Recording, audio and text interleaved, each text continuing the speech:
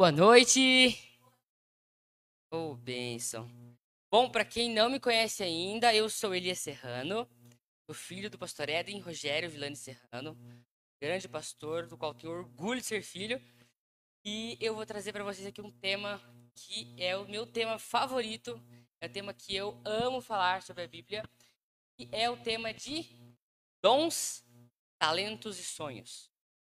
Existem três coisas que ninguém pode tirar de você. São seus dons, são seus talentos e são os seus sonhos.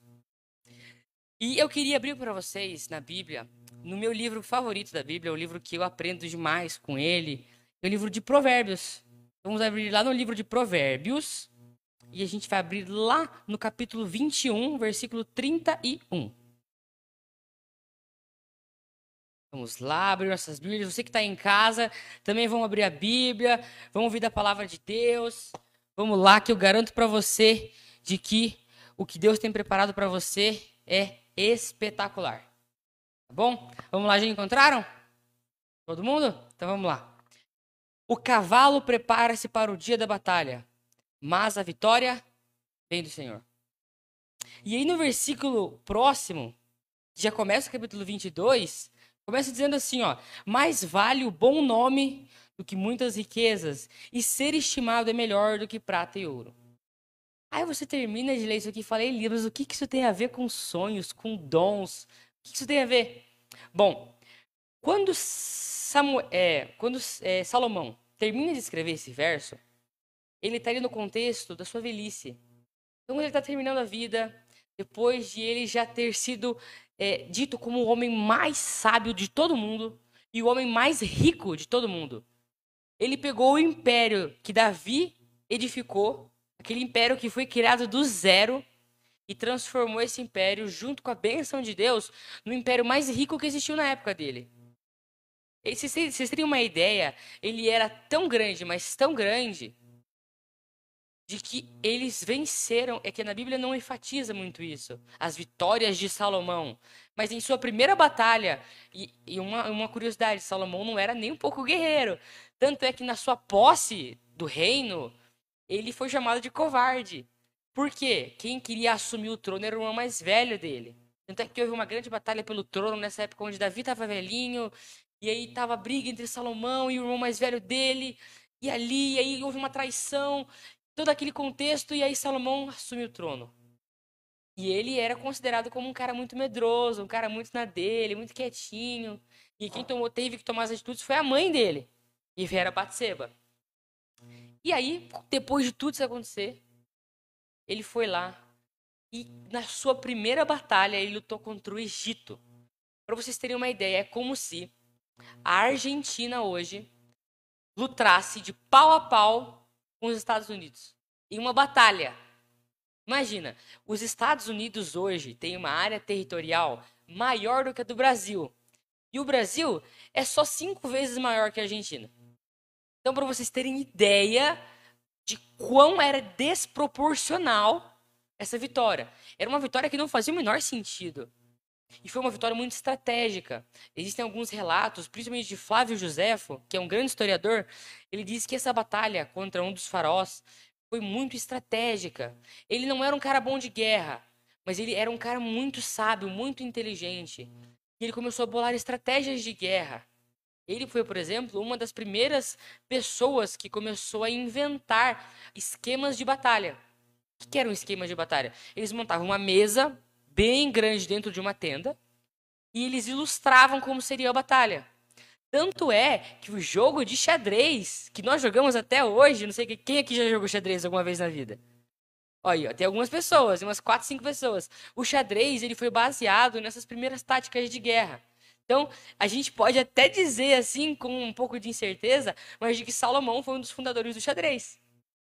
E você me pergunta, poxa, e sonhos? Tá, você falou tudo essa questão de que ele era um cara fraco, mas ele se tornou sábio. Mas para ele se tornar sábio, nesse caminho ele teve um sonho. Ele tinha uma aspiração. E essa aspiração foi o que fez com que ele resgatasse na sua memória da onde ele vinha. Qual era a sua origem? Bom, Salomão, ele tinha um desejo no coração que era suprir as expectativas do pai. Quando Davi veio a falecer, Salomão ficou muito sentido, porque ele era o filho da esposa favorita dele, e ele era tratado com muito carinho, muito amor. Mas ele era aquele filho que, por não ser bom nas coisas que naquela época era importante, que era questão de guerra, era questão de força. Hoje em dia é como a questão de você ser muito popular nas redes sociais. Ele não era um cara que era bombava nas redes sociais, um cara que tinha um Instagram lá com 2.000, 3.000, 7.000 pessoas. Não, ele era um cara que ele trabalhava no meio dele. E naquele meio ele era o melhor. Mas naquele meio. E aí, nesse meio tempo, ele teve um sonho direcionado por Deus. E aonde Deus fez uma pergunta, aonde ele faz essa pergunta a todos nós: o que você quer que eu te faça? Você pode pedir o que você quiser que eu vou te dar. E aí muita gente usa esse sermão, essa ponte, para usar para aquele sermão da prosperidade. Você pode pedir o que você quiser que Deus vai te dar. Sim, isso é verdade. Mas existe um pequeno porém. Salomão não se tornou rico porque ele pediu a Deus. E Salomão não se tornou alguém super bem-sucedido porque ele pediu a Deus. O que ele pediu a Deus trouxe como consequência essas vitórias financeiras, essas vitórias em todos os outros âmbitos. O que ele pediu para Deus foi: Senhor Deus, dá-me sabedoria para guiar o povo. E hoje em dia, Deus faz a mesma pergunta para nós. O que você quer que eu te faça?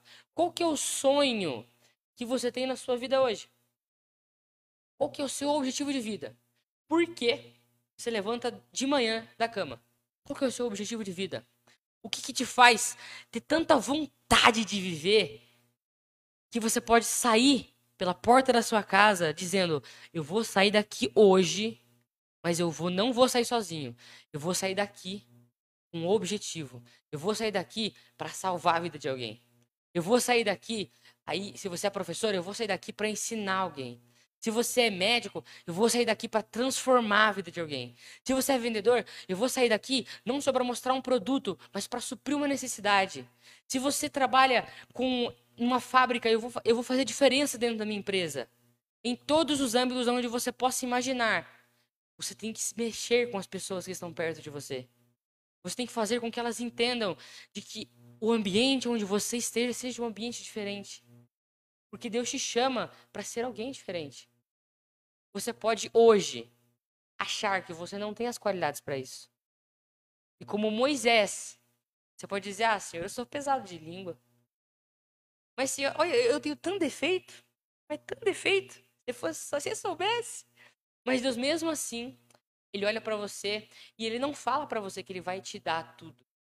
Ele não fala para você que Ele vai te dar tudo. Tanto é que o verso 31 diz bem assim, ó: o cavalo prepara-se para a batalha, mas quem dá a vitória é o Senhor. A vitória é quem dá é o Senhor, mas quem tem que se preparar? Somos nós. Se nós não nos prepararmos para essa batalha, a batalha nunca vai ser ganha. E esse é um grande ponto de discordância entre as pessoas. Onde você fala: tá bom, eu vou entregar tudo na mão de Deus. Mas aí você não faz a sua parte. E a nossa parte está em orar. A nossa parte está em levantar e fazer.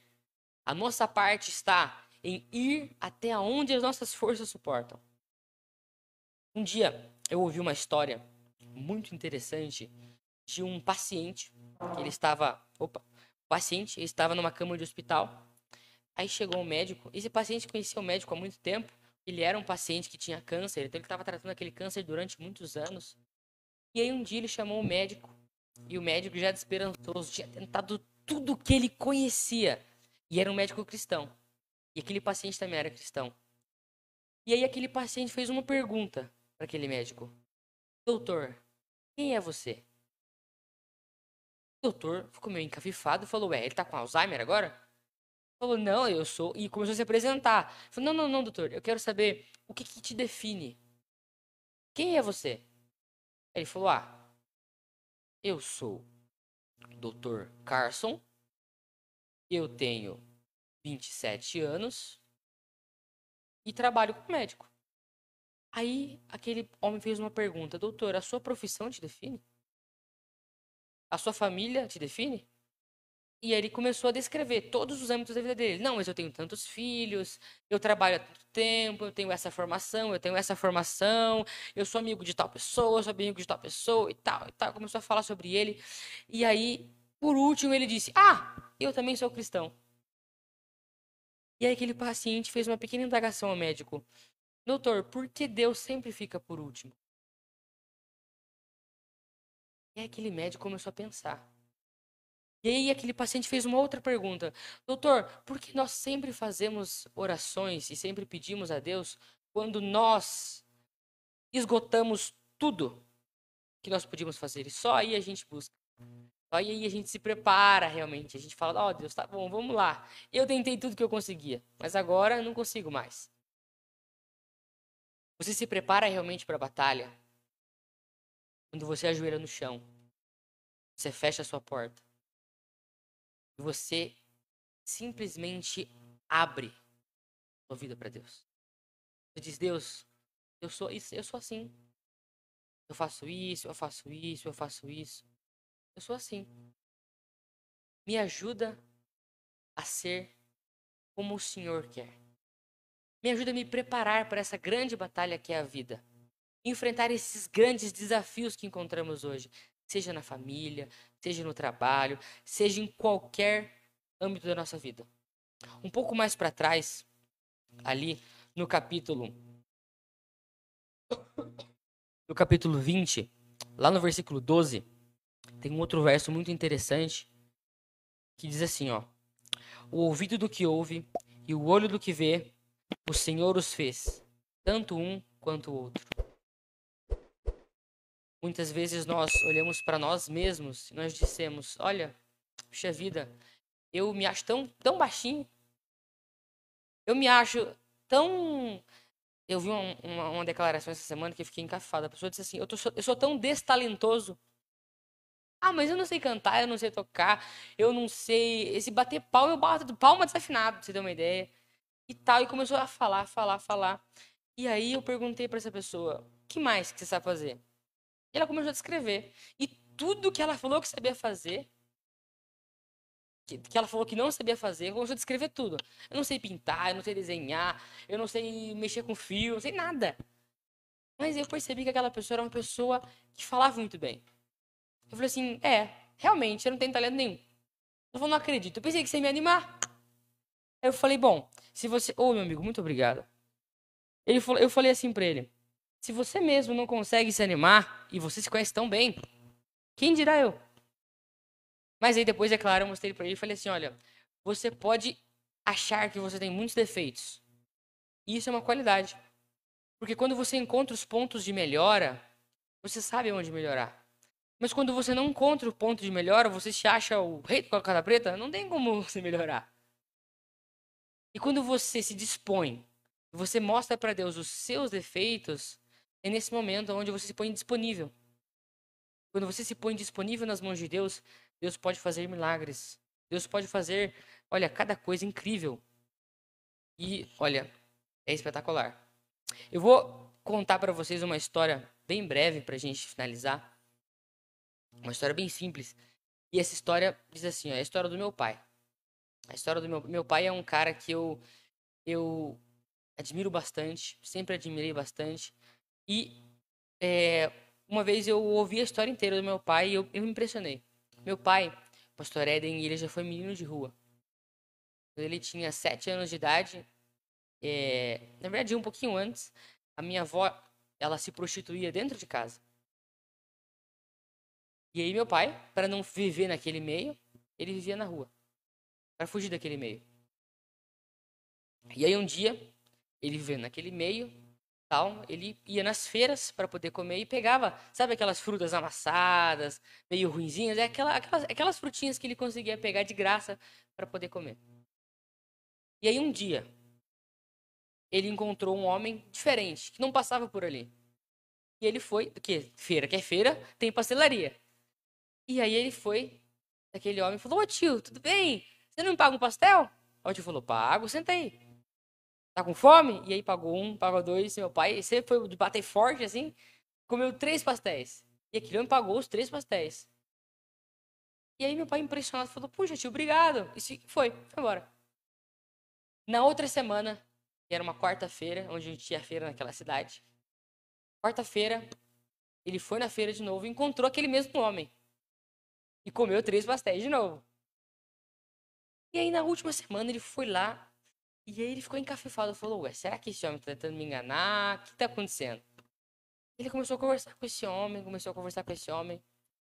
E esse homem falou assim, olha, por que você não vai lá em casa? Aí, meu pai foi na casa dele e tal. Meu pai levou... Não, esse cara levou meu pai. E esse cara deu um banho no meu pai. Esse cara cuidou do meu pai durante um tempo. E levou ele pra igreja uma vez. Falou, ó, você quer conhecer o lugar aonde me ensinaram a ser assim? Ele falou, se tiver comida. E ele foi. E aí ele começou a conhecer a Bíblia, começou a conhecer a Deus. E naquele momento, aquele homem, ele plantou uma sementinha dentro do coração do meu pai. Depois de alguns anos, o pai mesmo vivendo na rua, minha avó resgatou meu pai da rua. Trouxe ele para casa dela. E ele foi trabalhar com 17 anos, com a minha idade, como mecânico da General Motors do Brasil. E aí, no primeiro teste que ele fez, ele passou. E aí, com 18 anos, ele se tornou mecânico-chefe da General Motors do Brasil, que é a Volkswagen hoje em dia. E aí, trabalhando lá, ele conheceu a igreja adventista nessa época. E aí começou a vir na igreja. E aí conheceu o pastor Jeremias. E o pastor Jeremias tinha feito uma cirurgia nos olhos. E meu pai, como era muito amigo dele, levava ele nas visitas que ele ia fazer. E aí um dia, o pastor Jeremias olhou pro meu pai e falou assim, ó, você tem que ser pastor. Você tem jeito de pastor. Você é um cara que é proativo, você é um cara que vai atrás, um cara que se superou. Você tem que ser pastor, você tem que contar a sua história pro mundo. Eu não, eu já sou mecânico, eu ganho 4 vezes o que o senhor ganha. Começou a brincar, zoar com ele. E ele, sério. E aí, eu falei assim, não, eu tô falando sério. Aí meu pai, brincando com ele, falou assim, ah, no dia que um carro cai na minha cabeça, eu vou fazer teologia. Aí o pastor olhou nos olhos dele, falou assim, então um carro vai cair na sua cabeça. Meu pai achou, ah, deve estar brincando, né? Aí beleza. Foi pra oficina no outro dia, tava lá andando, tal, consertando o carro. E tem, pra quem não conhece, eu também não conhecia, mas tem um elevador elétrico que ele pega o carro. São quatro pontos que ele vai levar o carro pra cima e levanta o carro. E o que levanta esse carro, esse elevador antigo, é uma corrente que ela tem mais ou menos 2 centímetros por elo. Elo é aquela parte da corrente, sabe? Então imagina a grossura de 2 centímetros de ferro fundido. Para derreter aquele ferro, você precisa de mais ou menos uns 5.000 graus. Mais ou menos ali. E para arrebentar, umas 10 toneladas. Ele estava lá. E aí naquela época, era a época daqueles Opalas antigos, que gastavam combustível desgramado. E naquele carro tava gastando mais do que o normal. E aí ele foi lá e foi mexer no escapamento, para ver se era o escapamento. E o escapamento, ele é feito de um metal muito cortante. E aí existe uma parte da mecânica que é a sinestesia. Eles colocam a mão, fecham os olhos e faz que nem um cirurgião. Vai mexendo e vai descobrindo. Eles decoram a textura das peças. Eles enfiam a mão lá dentro e vai mexendo. E aí ele falando com Deus, Deus perturbando. Vai fazer teologia. Ele falou, Deus, ó, deixa eu resolver esse problema, depois a gente conversa. Ele tal. Pum, achou um buraco na conexão entre aquela parte gordinha do escapamento e a parte do cano. Quando ele achou o problema, ele começou a sentir o carro descer. E vrum, o carro desceu. E aí, quando o carro descia, ele sentiu uma mão pegando bem no peito dele. Ele usava uma camisa branca assim que nem a minha, e puxando ele pra fora. Só que nessa descida, o escapamento cortou do ponto da palma até o cotovelo. Fez um rasgo gigante. E começou a jorrar sangue. E ele, em choque, deitado no chão. E aí, quando ele viu todo aquele sangue, e ele se viu fora do carro, ele falou, tem alguém debaixo do carro, alguém me puxou, tem alguém debaixo do carro. E aí levantaram o carro com macacos mecânicos, levantaram, não tinha ninguém debaixo do carro. E a camisa dele estava queimada, naquele ponto onde alguém segurou. E ele foi pro hospital. E aí, quando ele recobrou a consciência, E aí foram fazer a perícia, né, do que tinha acontecido.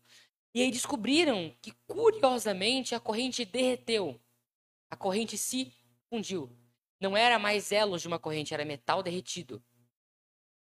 Para derreter aquela corrente precisa de 5.000 graus. E não tinha ninguém lá embaixo. Quem puxou ele lá de baixo? Naquele momento, meu pai entendeu que se ele não aceitasse fazer teologia, um dia um prédio ia cair na cabeça dele. Então ele foi fazer teologia.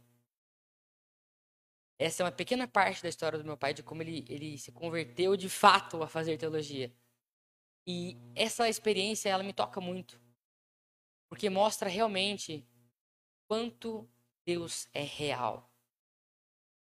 Essa é uma experiência que eu conto muito, porque é algo que realmente aconteceu com meu pai. E até hoje ele tem a marca de onde o escapamento cortou. E isso o faz lembrar todos os dias do quanto Deus se importa. Se Deus se importava e Deus se importa com ele.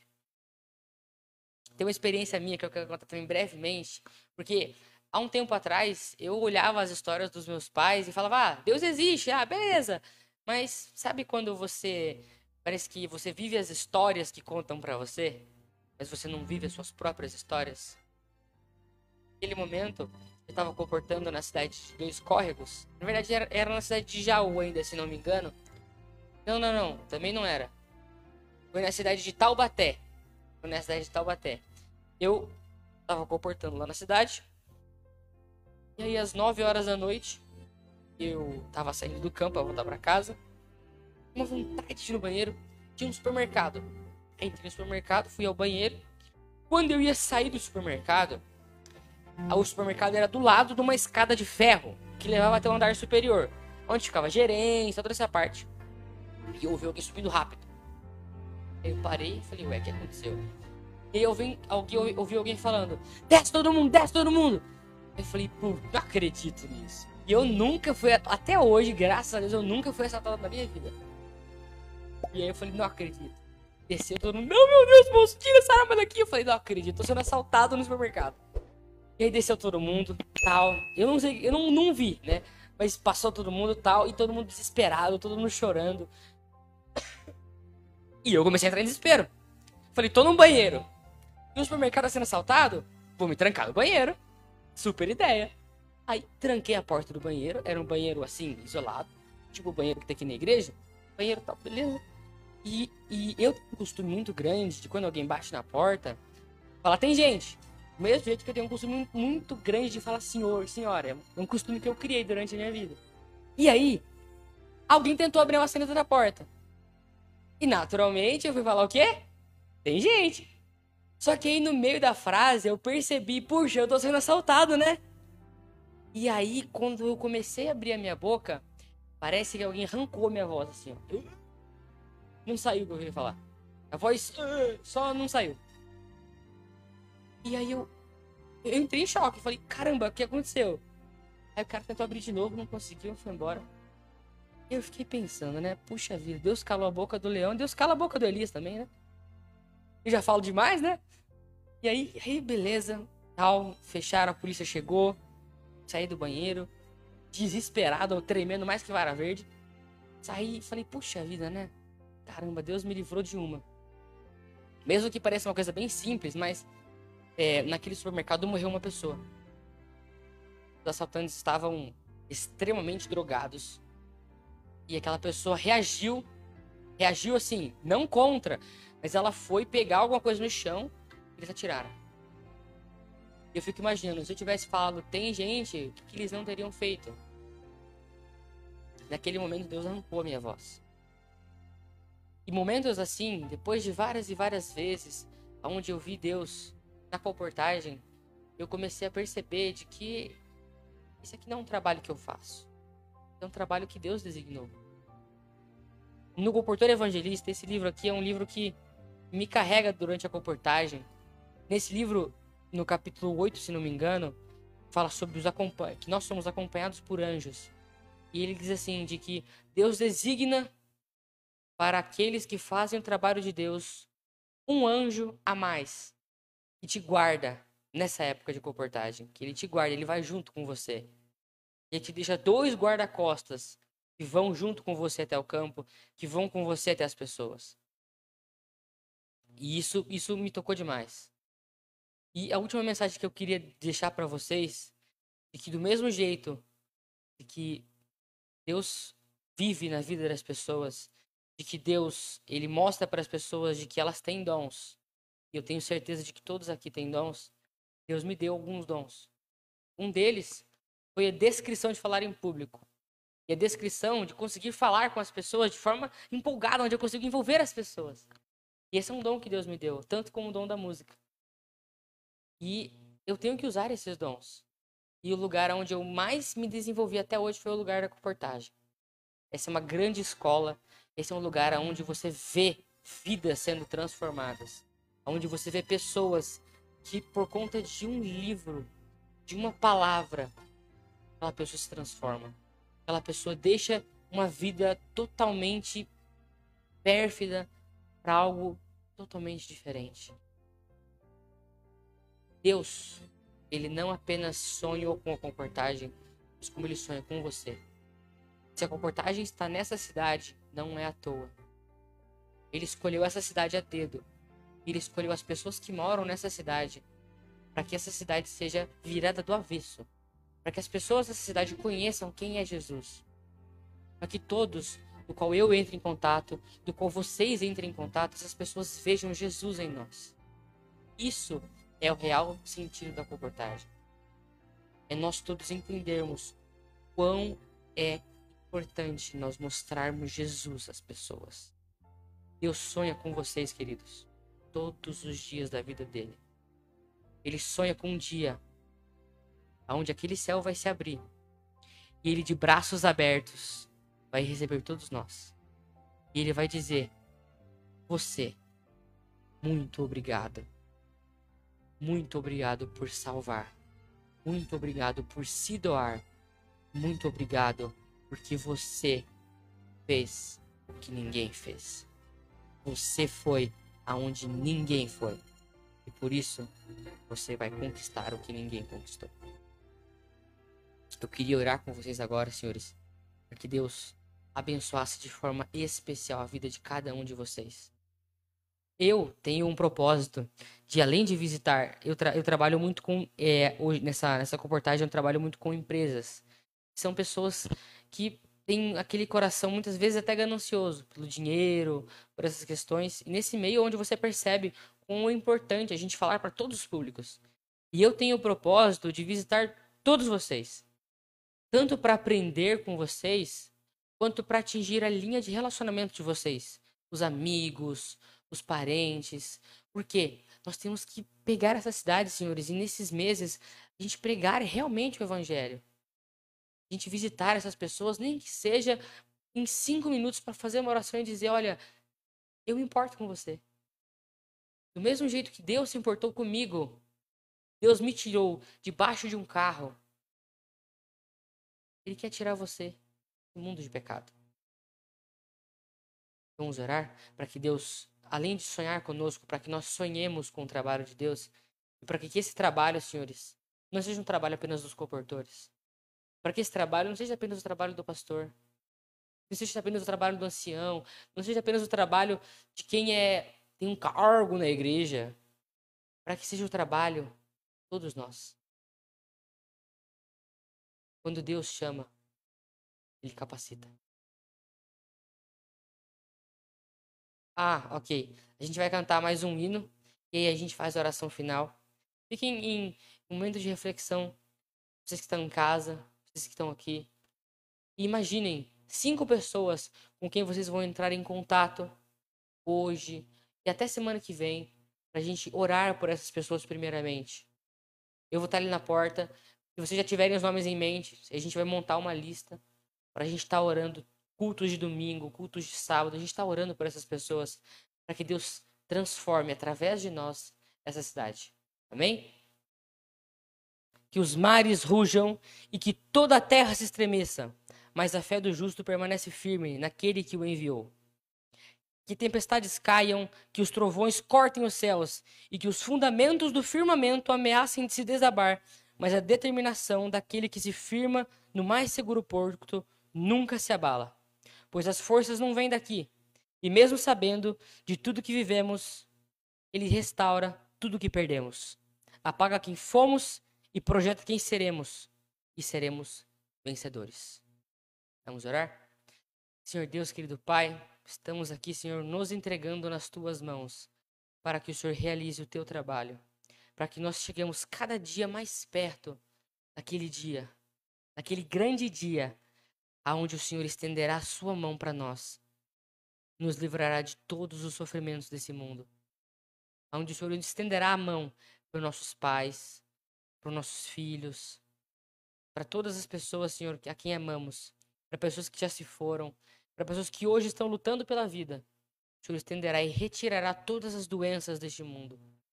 E, Senhor, faça de nós ferramentas para que esse dia chegue cada dia mais perto. Nos dê um ótimo dia, agora uma perfeita noite, uma bela semana, e que nesses dias que estaremos aqui, Senhor, o Senhor possa abençoar essa cidade e nos transformar em meios de salvação. Nos dê uma boa noite, uma bela semana, em Teu nome. Amém.